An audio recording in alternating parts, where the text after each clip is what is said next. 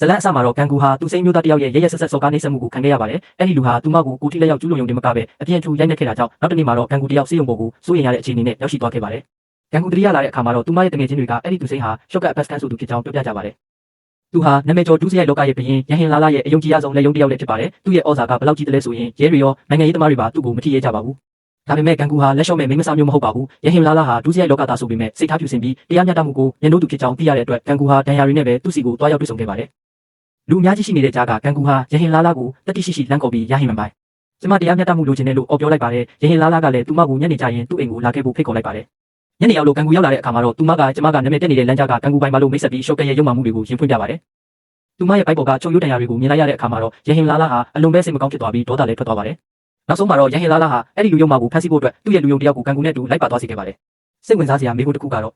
လူစရိုက်လောကရဲ့ထိပ်တန်းကောင်းဆောင်ကြီးတယောက်ဖြစ်တဲ့ရဟင်လာလာဟာဘာကြောင့်ဒီလိုအခြေခံလူဒန်းစားမိန်းကလေးတယောက်ကိုကူညီပေးရတာလဲ။သူတို့နှစ်ယောက်ကြားမှာဘယ်လိုပတ်သက်မှုမျိုးဆက်ဖြစ်လာမလဲ။ဒါတွေကိုသိချင်ရင်တော့နောက်ထပ်အပိုင်းကိုစောင့်မျှော်ကြည့်ရှုပေးကြပါ။ဗီဒီယိုလေးကို like လုပ်ဖို့နဲ့ကျွန်တော်တို့ရဲ့ channel ကို subscribe လုပ်ထားဖို့မမေ့နဲ့ဦးနော်